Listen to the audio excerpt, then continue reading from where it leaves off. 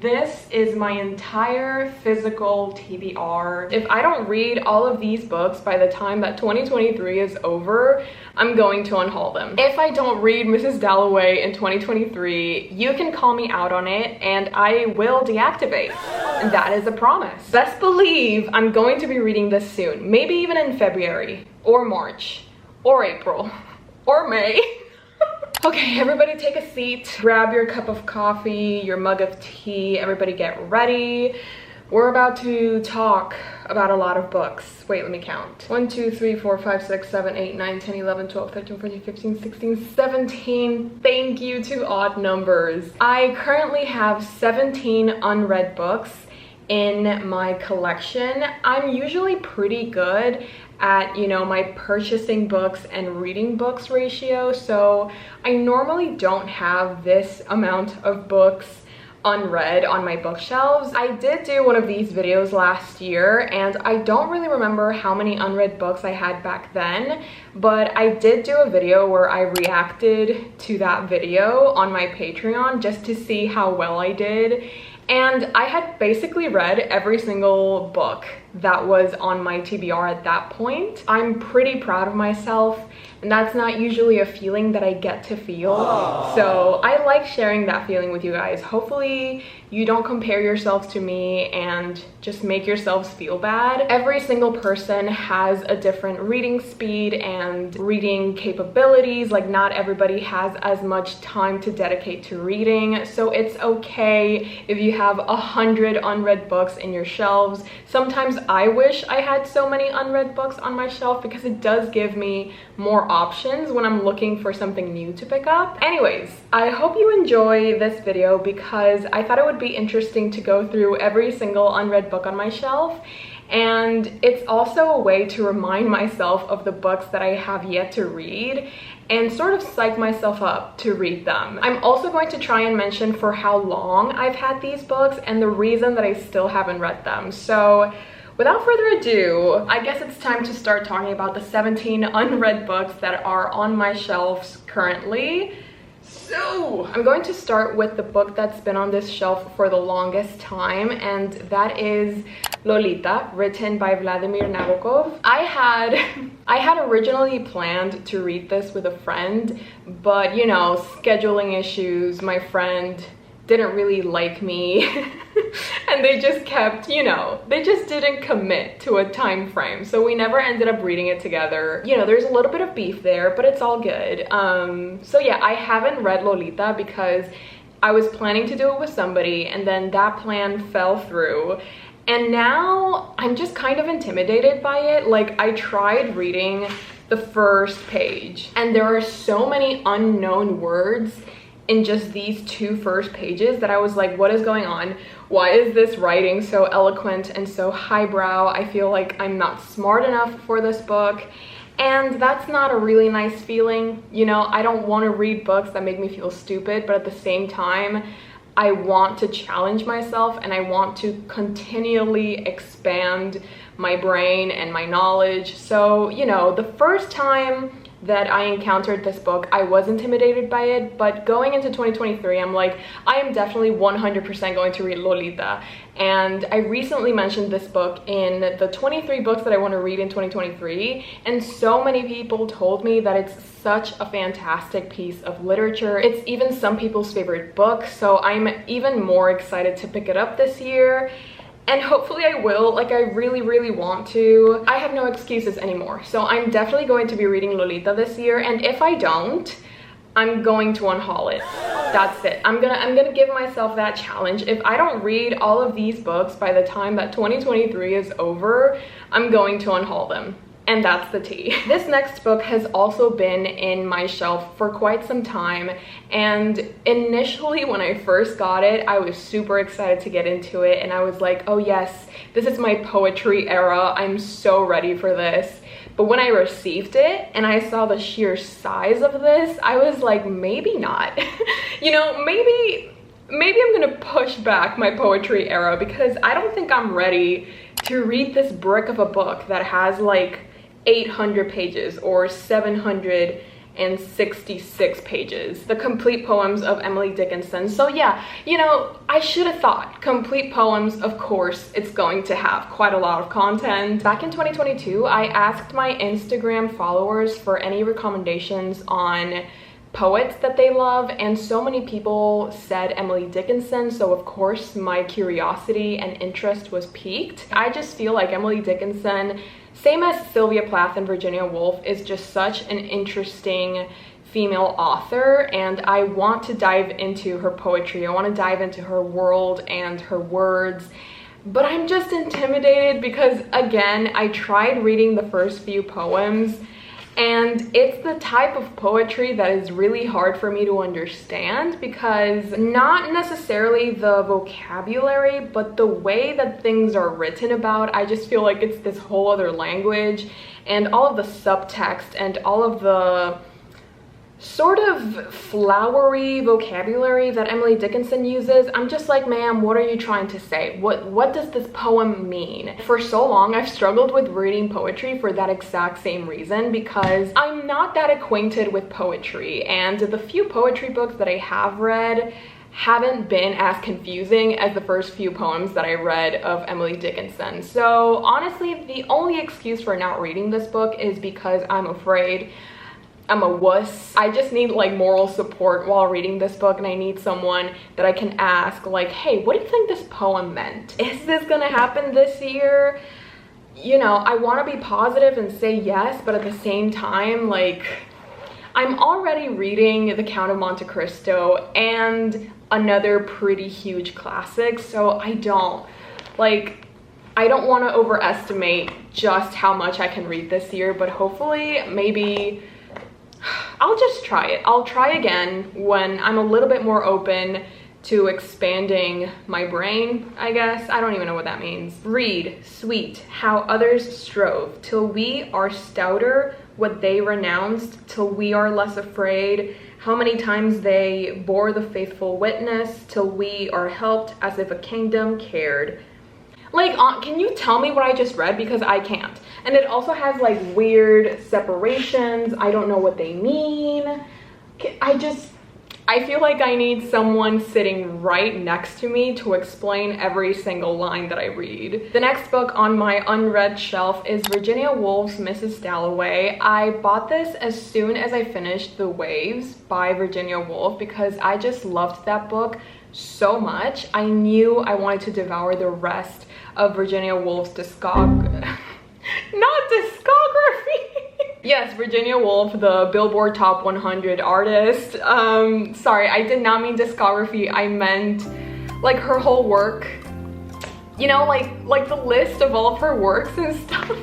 You know, I'm gonna shut up before I just keep digging the grave that I'm currently standing on. I really, really want to read Mrs. Dalloway this year because I've just heard so many mixed reviews, and I cannot wait to make up my own mind about this book. It just sounds really interesting, and it feels like the type of book that I would really enjoy analyzing and sort of just spending a lot of time with this one. If I don't read Mrs. Dalloway in 2023, you can call me out on it and I will deactivate.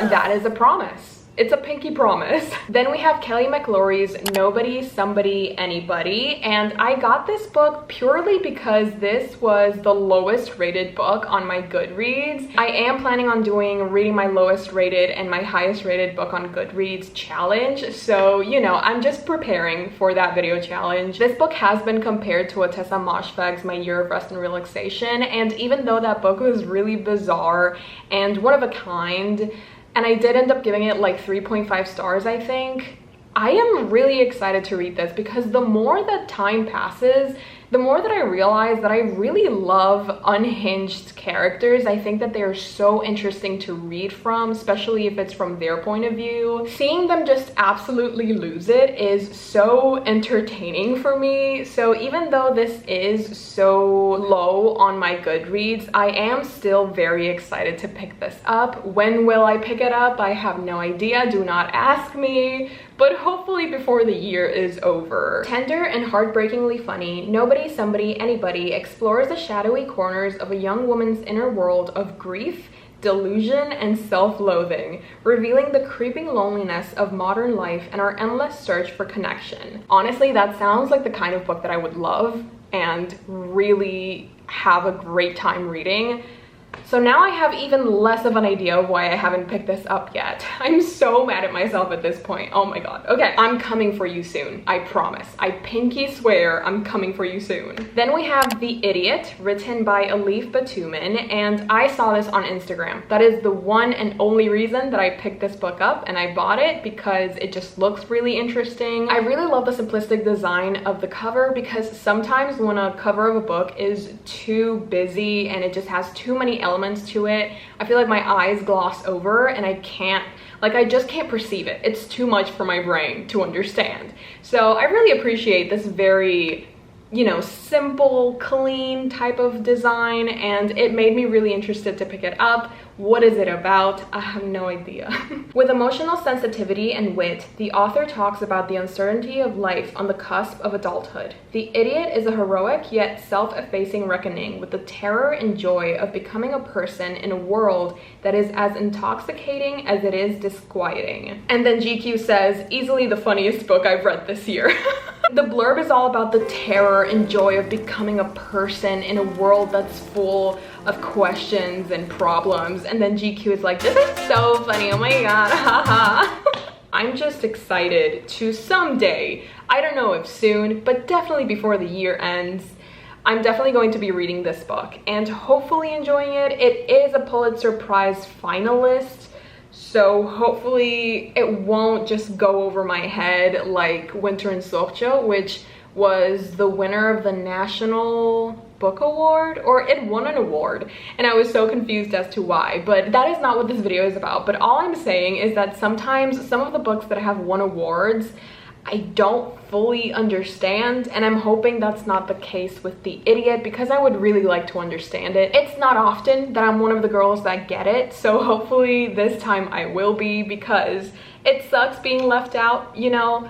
It's hard not being like other girls. Stop. I almost barfed in my mouth. Sorry. Surprisingly, I only have one unread manga volume at the moment, Spy Family Volume 8. I got this when I went to Miami in December, and I still haven't read it because I'm just waiting for more volumes to come out so I can binge read them in one sitting. That's how I prefer to read my manga. It works for me. It's a joy. It gives me so much serotonin. It's the waiting period that sort of drains me of any type of happiness, but it's okay. I'll persevere because there are so many things to look forward to in 2023. So many good things are coming out, and yes, some series are coming to an end, but it's okay. It's all right. I'm gonna block that out of my mind and pretend that everything is fine. If you've been here for a while, you know just how much I love Spy Family and how much time I've dedicated to recommending it to you guys. If you haven't picked up Spy Family yet, if you've never read a manga before, I feel like this is a great series for beginners because it's so funny, but it's also action-packed. It doesn't take itself too seriously. We have a tiny bit of romance, like just a tiny bit, but it doesn't really focus on the romance. It's more of the action and the funny and sort of the character interactions that they have with each other. If you haven't picked it up yet, what are you doing? Next up, we have some gifts that I've received from you guys that I still haven't had the pleasure of reading, but I am so excited to get to them. The first one that we have is A Far Wilder Magic, and I got this from Lori. Lori, thank you so much. This has been on my TBR ever since Hannah from A Clockwork Reader described it as Roy and Risa fanfic. Roy and Risa are from Full Metal Alchemist, my all-time favorite anime and manga series. So as soon as I heard her say that, I immediately added this to my wish list because I just knew that I had to have this in my life. Yeah, I haven't read it, but the excitement remains. And I'm definitely going to be reading it this year. I'm actually planning to buddy read this with my friend.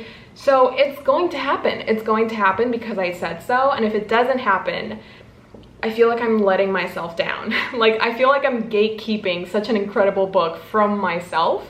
So yeah, I'm definitely going to read it. I just don't know when, but it's gonna happen. The next gift was from Nicole, and they sent me This Is How You Lose the Time War. So many people are so excited for me to read this book because they say that this is their favorite book of all time. They say I'm going to cry. They say it's going to change my life. And I'm trying not to have the biggest expectations because, you know, expectations only lead to disappointment. So I'm trying to go in with a clear head, not too many expectations, but also expecting a little bit of quality since it's so many people's favorite book. And it's also so short as well, but I feel like some of the books that have had the biggest impact on me don't have that many pages. Like, and every morning the way home gets longer and longer, less than 80 pages, and I still think about it every other day. So I'm definitely excited to read This Is How You Lose the Time War and see what I think of it. Red and Blue, two rival agents hell-bent on securing the best possible future for their warring factions strike up an unlikely correspondence.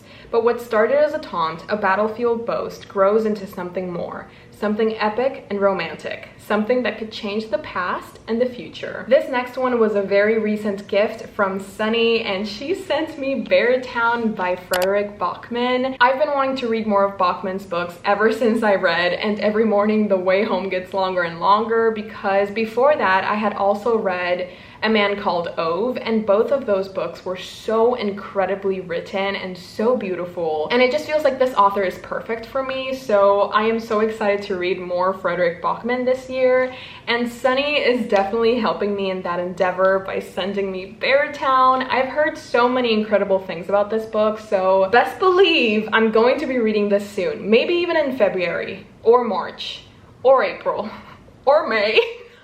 Then we have another very recent gift, which was from Jessica, and she sent me Just Kids, written by Patti Smith. This, again, I saw it on Instagram, and it just looked like the kind of book that I love reading. It just looked incredibly interesting and captivating, and it also has pictures, so I was like, okay, go off. Like, look, it has pictures. I can never say no to a good picture. So I just had to have it, and Jessica was so lovely and she sent me a copy. I am very excited to read Just Kids. I feel like I've said this about every single book, but honestly, it's the truth. And listen here, I like to be very selective with the books that I put on my TBR because I'm not going to be here forever. You know what I mean? No matter how much time I have in the world, I'm never going to have enough time to read all of the books that I want to read. So when I put a book on my TBR or when I put a book on my wish list, I want to dedicate my time to this book and I want to experience this book, and I will forever be excited to read this book. But the moment that that excitement dies or I just move on from that type of book, I think it's time to take it off my TBR because I need to prioritize the books that I'm actually excited for. Why would I keep a book that I no longer feel the need to read? Or why would I keep a book that I'm just no longer interested in? When I say that I'm excited to read these books, I honestly, genuinely mean it for every single one of them, because otherwise, why would I keep them?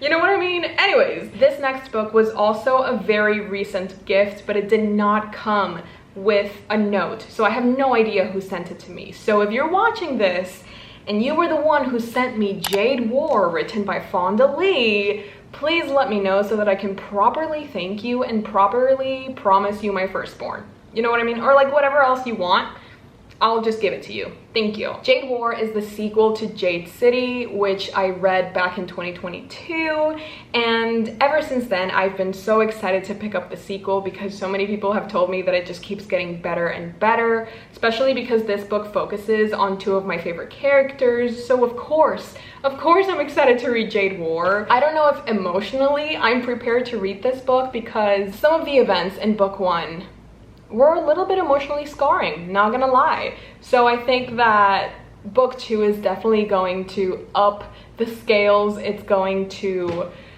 you know, push me to the limit. A part of me cannot wait, but the other one is low-key terrified of what Fonda Lee is going to do with these characters. 587 pages, so not too bad, but also not too good. I think I'm slowly beating my fear of big books, but sometimes it creeps up on me and I can't really control it. I'm just so excited to read this. I cannot wait. I just wish I knew who sent it to me so that I can properly thank them. But hopefully you're watching this and hopefully you can see the happiness shining, pouring out of my body, because this just made me so stupidly happy. The last 6 unread books on my shelf are all classics. So why don't we first start with the Penguin editions, because I feel like they look so good together and I cannot wait to read them so that I can add them to my classics shelf, which obviously needs an expansion pack at this point. These won't fit, but that's a problem for future Bella, so let's not even think about that now. The first book is The Invisible Man, written by H.G. Wells. This was also sent to me by Nicole, who previously sent me This Is How You Lose the Time War. So, you know, Nicole is out here feeding me short books and I could not be happier. It's very simple, said the voice. I'm an invisible man. I love the premise of this book and I also love how short and concise it is. This has 150 pages. I did not know it was this short. Why have I not read this? Oh my god, I'm so sorry. In their plundering of his past life, Wells' novel bore a remarkable similarity to those of one of the writers he most admired, Charles Dickens. Speaking of Charles Dickens, let's see. I have 2 Charles Dickens in my unread shelf at the moment. The first one being Great Expectations. Yes, this is a book that I want to get to this year. I just want to read more Charles Dickens in general, because I have read 2 of his novels and I've loved both of them. Both of them were 4 stars, so I just think that I'm very in tune with his writing style and the way that he builds the story and the characters. I think it's just perfect for the type of reader that I am. So I really want to read Great Expectations. And then I recently received A Christmas Carol and Other Christmas Stories, or Christmas Writings. I love that I have the matching editions, because I also have A Tale of Two Cities in this edition. And I love that they all match. Like, thank you so much. A Christmas Carol and Other Writings was actually a gift from Rachel. So Rachel, thank you so much for giving me the edition that I was craving. I tried to get it back in December so that I could read A Christmas Carol with my Patreons, but alas, I couldn't. It didn't pan out. But Rachel pulled through and she made my dreams come true. So everybody say thank you, Rachel. Then I have a gift from Morgan, which is Metamorphoses by Ovid. Look at this cover. I'm in love with it. I love it. I adore it. Still remarkably vivid. It is easier to read this for pure pleasure than just about any other ancient text. Okay. The last unread Penguin classic that I have is a recent gift from Sid. Sid, if you're watching, I love you so much. Thank you for gifting me the floppiest book in existence. I love you so much. Sid sent me North and South, written by Elizabeth Gaskell. So many people in my comments have recommended this. They've compared it to Jane Austen and Charlotte Bronte. So of course I had to add this to my TBR and my wish list, because I am a sucker for Pride and Prejudice. First and foremost, I'm like the #1 simp of the 2005 adaptation and also the original book written by Jane Austen. So of course I had to add North and South and just see what all the fuzz is about, why so many people have recommended it to me. I feel like you guys are pretty good at recommending me books that I am bound to love. My trust in your recommendations are at about an 80%. There have been some duds here and there, but I'm hoping that North and South will be the exception to that rule, because it just sounds like my type of book. So I'm very excited, and I'm doubly excited. Is that even a word? Doubly excited. I am even more excited to read this because I'm also going to be buddy reading this with Sid. So it's going to be this whole journey, and I'm just, yeah, next month is going to be a good month to be alive. So stay tuned, stay with me, okay? You're not allowed to leave. The last book on my unread shelf. It is both a classic and probably one of the most intimidating books that I own that I have not yet read. Actually, I received so many comments from people being like, sis, you said it wrong. It's actually Anna Karenina. Anna Karenina. That sounds so weird to me, I'm so sorry. Anna Karenina. What if I just say Anna? I'm going to be reading Anna in 2023 by Leo Tolstoy. This was initially recommended by you guys on my War and Peace vlog, so of course I'm thinking of doing another whole dedicated vlog to reading Anna. This isn't as long as War and Peace, so I'm not as intimidated by it. Also, the text font is pretty big. Like, you know, it's not humongous, but also you should have seen the War and Peace font. It's pretty little.